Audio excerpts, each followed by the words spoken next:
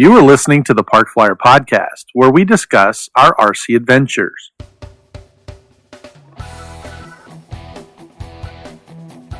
Welcome to the Park Flyer Podcast, where we discuss the ups and downs of the new RC Flyer. Join your hosts, Michael and Jay, as they take flight at the park. Now on with the show. Hey everybody, welcome to the Park Flyer Podcast. I'm Michael from Arizona, and with me always is my good friend Jay from the hills of Texas. And we are missing AK Mike today. He is actually back in Alaska. Yeah, he got recalled. So we'd like to excuse him. Yeah, he did. He got recalled. Yeah, he went up there. I think his daughter is getting married, so we'd like to congratulate him officially on our podcast because I know he's a listener. But yeah, congratulations. And he's up there at the wedding, so we're going to excuse him for this week's episode. However, we do have a great episode. We're going to talk a little bit about the Infinity Wing that we picked up at the last get together there at the Arizona Electric Festival. Yeah. So before we get started, a shout out to Eric Haddad over at 3D Aeroventures, because that's where we picked these Infinity Wings up. And these are the mini Infinity Wings. So both Jay and I were lucky enough to receive one, and he gave it to us almost ready to fly. We needed a battery and, and a prop. Receiver, I think, he actually and gave us we're the good prop to go. too. Or actually? Yeah, just the battery. He did. He gave us a prop and everything. So if you are a YouTube listener or one of our YouTube followers, you can actually see the Infinity Wing. I have it right behind me. It's sitting right here. And I got the green one, and I think you got a different color. I got the yellow one. What'd you get? What color did you get? Yellow. Yellow one. So yeah, Jay didn't have his ready. I actually have mine in the background, and so I did get to maiden it. There we go. Jay's got his yellow Infinity Wing. There we go. And actually, I believe now correct me if I'm wrong, because we did receive these way back in February, and we're trying to get used to them. But the color is actually part. Is it PLA? Is that what they call it? Yeah, it's a PLA. The plastic that. Right, that it's made out of is called PLA, and but it's a special PLA in the fact that it actually is lightweight PLA. Mm-hmm.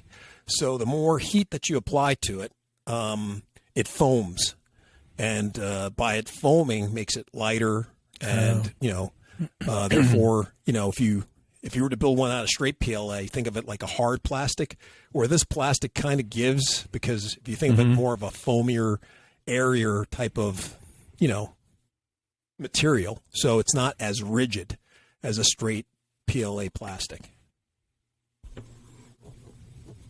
Gotcha.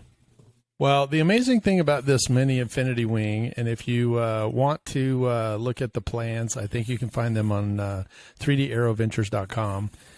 He has them listed up there, so go ahead and go to his website and check it out. But it's built totally. I mean, the whole thing is the 3D printed, which includes the little not wheel. Not totally, dude. That's on. I'd say 1% is something else. Thumbtacks. Okay, you are correct. Yeah. Well, we'll talk about that in the podcast there. But I think the motor is not 3D printed. The prop is not 3D printed. Although he could 3D print the prop, I'm pretty sure. Eric is pretty resourceful, so I'm sure if he could figure it out, he could do it. What's what I'm saying? He could do the propeller, but we never know. So anyway, so everything with the exception of the servos and the electronics, and which includes the motor. Most of it is 3D printed, and yes. And it is pretty amazing. He assembled it for us, and then at the Electric Festival, he presented it to us at the end of the event. We did get to test fly I think it was his original. Right? It was his own. It was he brought his own. It was the prototype. Yeah. So he brought his own, and he flew it for us, and then he basically we talked about flying it, and then he let both of us take a turn and fly a battery through the one that he had. Now, I will tell you that we really appreciate him because, he gave these to us at the end of the event. But let me tell you how nervous I have been since I've received it. It's one of those things that's so cool, I don't really want to screw it up, right? And I flew his, so I know how it flies, but that one wasn't mine. So it's kind of like, oh my gosh, it's been sitting on my shelf, and it's funny because Eric asked, I got a text from him at one point, and he's like, "Hey, did you get to fly it?" And I was like, "Yeah, I just been busy, I haven't."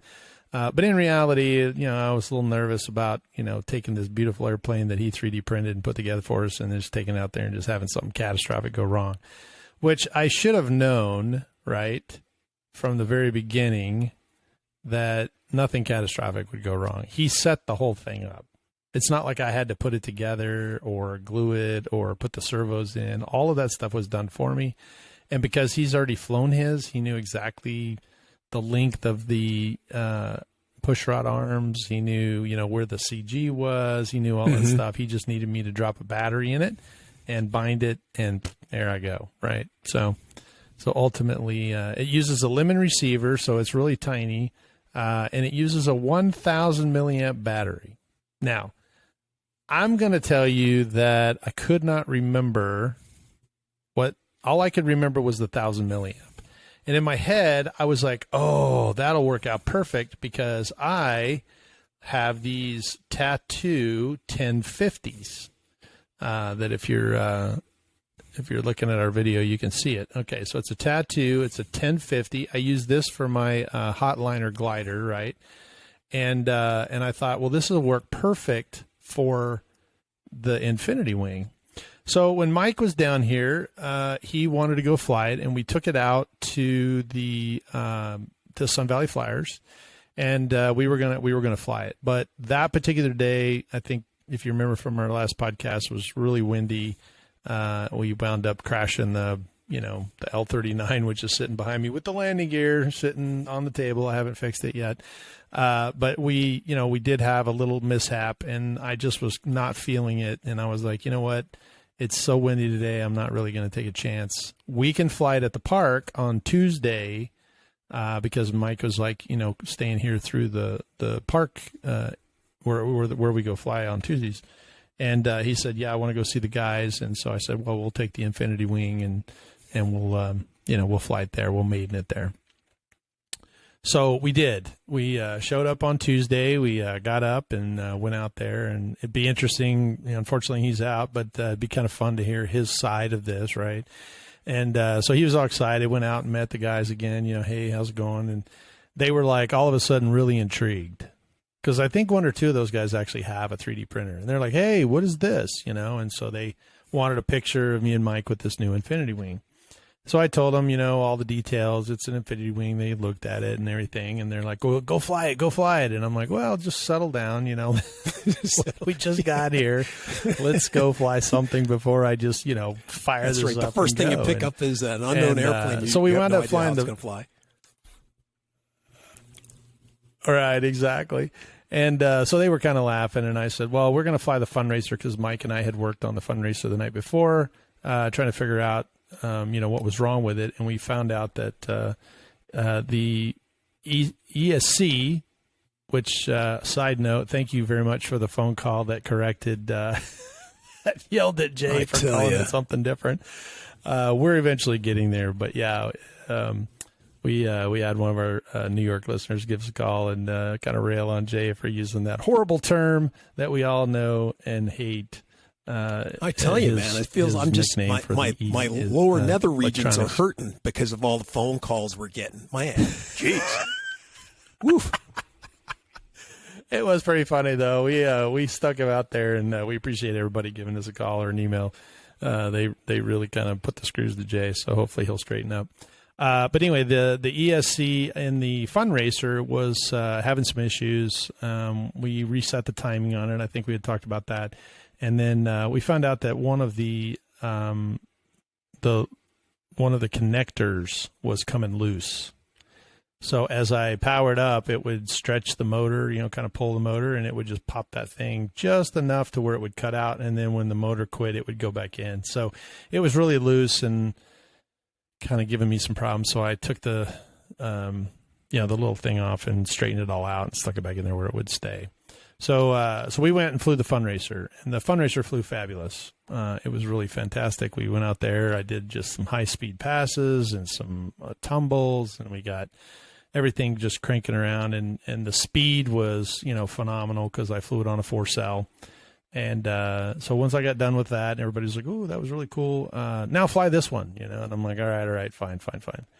So we got to we got to where we picked this up, and we kind of looked at everything, made sure it was all working. We had already bound it the night before, and here I have these 1050s, and I go to put it in there, and the hatch just barely closes. I mean, it's almost like, and the hatch is held on by magnets, right? And I didn't have Velcro on the bottom of it. So Mike is like, "Hey, are you really going to fly that thing with no Velcro on it?" And I'm standing there like, "Well, I'm not doing aerobatics with it. It's a maiden flight. It's not like I'm going to go crazy with this thing, right? It's just famous. It has no rudder, so I'm just yanking and banking on it, but I'm not going to be doing right." And that's what he said too. He was like, "Oh, you know how this is going to go." And I'm like, "You have a point there." Well, luckily Phil had some Velcro in his box. And so I do have a Velcro I have the loop side on this one. And so he had some, and so I put it on the tray, and then, I stuck this down. And so when I went to go close the hatch was just not quite sitting right where it needed to be, and I couldn't figure out why. And so I thought, well, maybe something's in the way of wire or whatever. And so I kind of moved all the wires around, and it just didn't seem to sit like it did when I remember Eric, when we were kind of reviewing it at the field in February. I remember his hatch sat perfectly, and I couldn't figure out why. So Mike's like, I really think this hatch may fly off in flight, but if you think that it'll stay on, then, so be it. And I'm like, I don't want to have to call Eric and say, yeah, this went horribly. So once again, Phil had some Blenderm in his box, and so I tore off a piece of Blenderm, and I, kind of taped it onto the 3D. So I was like, okay, well, at least now, if the hatch kind of comes loose, it won't just totally fly off, and then the battery pops out. So I'd solved the two problems that, Mike had brought up, and that I was feeling kind of like, okay, yeah, it's probably something that I should do. And so we fired it up and plugged it in, tested everything, gave it a little juice. It worked, the propeller. Now, did you put a folding prop on yours? Do you have a folding prop? Yep. Okay, so I did not put a folding prop on mine. Mine has the original prop on it. So it doesn't fold. And so, I wanted to go test it on the grass because I told Mike if something happens and it tips over or whatever, I don't want it dragging itself to, on the hard concrete or the pavement that we have here at Sun Valley Flyers. So we, once again, tested it. It just has elevons, right? So it just has two control surfaces. And I gave it a little juice, and the thing was really, howling. I mean, it wanted to go fly. And yep, there you go. Two control surfaces in the upper part of the infinity portion. And flip that over, and you can see the part where he made the servo wires are permanently in there. They're not adjustable. So he adjusted those control links to be exactly what they needed to be. So they were pretty much, mechanically set at 0, and I gave it just a little bit. I kind of made them, there you go. I kind of made them, level with the back wings, and I thought, okay, this will be the best part that we can, kind of get it level or whatever. And then I had Mike basically hold it up at a 45-degree angle and say, okay, we're ready to launch. So I did one more control test. Okay, left, right, up, down, forward. Everything looked good. All of a sudden in my head, things didn't look right. And I was like, okay, wait, something's wrong. And Mike's like, okay, you want me to throw it now? And I was like, no. let me figure this out, right? And so I could not figure out why, when I went full forward on the stick and to the left or to the right, that one of the elevons would center itself. So I have, if I went right, see, and this, if you're watching YouTube, you can see the look on Jay's face. He's kind of, like, wait a second, that doesn't sound right. So that bothered me, right? Because I was kind of like, wait a second, if I go forward, like if I push the nose down, forward stick, then both the elevons go up like they would in an elevator, right? So the elevator goes up, the elevator goes down. So as I pull the stick, I get the nose up, and as I push the stick, I get nose down. So that would be, right, that would be a push over, so they would go down. Yeah, they should go down. That worked correctly. Now, if I centered the stick, right, if I centered the stick and I went left and right, then the ailerons, one would go up and one would go down, right? Because that's an aileron. That works. Well, it's been too long for me since I've flown an elevon other than the wing. And I don't really, when we fly the wings, we've flown them so long that I just go up, down, left, right? But in my head, I did a complete 360 with the stick. And so when I was at the center point of the nose down, both of them were up. But when you go to the left, you get the ailerons version of it. So now this one is at full down, and this one centers itself because that's going back like you would on the elevator. Oh, yeah. Because the control horn is only... Right? The control horn is only this big. So if you're centered, you get an up and down movement. But if you're full forward or full aft stick, then the motion is to center itself because it's only moving that far. It doesn't go all the way to the other side. But it was really confusing to me at the time. And so I told Mike, I was like, I don't think this is right. I'm going to fly it. And so I was sitting there thinking about it. And then finally I was like, wait a second. That's the way it's supposed to work, right? With an elevon. And then I did the ailerons and I did the elevator again. And then I was like, wait, that's actually normal. That's the way it should work. But it just was weird. It kind of freaked me out, because I'm in this maiden and I'm getting ready to go. And I'm just kind of like, oof. So we got, everything plugged back in, and I figured it all out, and I said, okay, that's the way it's supposed to work. And so Mike went ahead and said, hey, do you want me to launch it? I'm like, well, let's walk out a little ways into the middle of the grass area so I can have a bigger, because I remember when I flew Eric's that it was pretty fast, right? It's a pretty quick little airplane. Yeah. And I remember him saying, don't ever get it slow. Don't get slow. Because if it starts to stall, it's unrecoverable. If it starts to spin, then you're done because there's no rudder on it to get it out. And I think he did some pro spin, trying to get it out and wrecked one, or the old original one, or the prototype or whatever. So he just told us, don't get it slow. So Mike launched it at a 45-degree angle, and this little Infinity Wing took off like a homesick angel, man. That thing just jumped into the air and was like a screaming, just, wow, it went out. And, of course, everybody's like, yay, and so I brought it around and got it back to about half throttle, and it was moving. Now, the wind was blowing, not heavy, but it was blowing. And so the downwind runs were pretty exciting. And then, they're all like, oh, do some aerobatics, and I'm like, I don't think so. That, still worried about that hatch. And I got coming downhill, and I was pretty quick, and I thought, okay, so I did it. Exactly. I did do an aileron roll, and it rolls fantastic. It's very amazing. It rolls almost like the wing, right? Because it just kind of, but the wing has a little bit of a rock to it when you roll it, and this one just rolled right around. It was pretty linear. But I flew it for about 2 or 3 minutes, and then I pulled the power to idle and glided it around just to kind of get the low speed characteristics. I did get it a little slow, but a little, power, and it punched right out of there. And so anyway, I tried a couple of, kind of passes just to kind of get the landing figured out and how it was gliding to the ground. And after, 3 minutes or so, came in. The grass was there. I just kind of flared and it just flew right on the grass. The little wheel, spun, and it caught a wingtip and just kind of spun around. So It landed very, very easily. I was really surprised. I expected it to I thought for sure I was going to kind of skip it because I was trying to stay a little fast.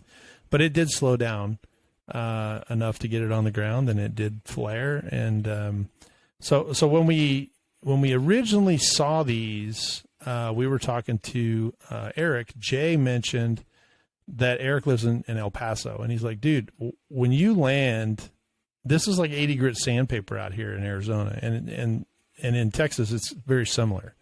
So he said, how do you keep this thing from just, screaming, just grinding up the 3D printing? And of course, Eric, being the funny guy he is, says, well, I designed these high profile titanium, stops that are attached to the end of the wings. And so Jay and I were like, no kidding, and so we're looking at him and everything, and he's standing there shaking his head. And Jay's got a picture on his. Well, come to find out, it's a thumbtack, right? There it is. It's just a little thumbtack that he stuck into the 3D printing that keeps it from scratching. And after he gave us, after we were talking about this whole titanium, where did he find it? How did he get it made? Did he mill it out? He let the cat out of the bag and just basically said, you can buy them for a bag of 100 of them at Walmart and just replace them for $1 $2 down. So that was a pretty funny trick that he played on us, and we were for $1. Yeah. So anyway, I didn't really need them on the grass, but I will tell you that the thumbtacks did slow me down because the grass kind of wrapped around them and wrapped around a couple of the thumbtacks, and so I did have to pull grass out of the thumbtacks. But surprisingly enough, the airplane flew great. I did figure out why the hatch does not sit perfectly level. I can already figure out why. And that part of that, okay, why don't you tell us why?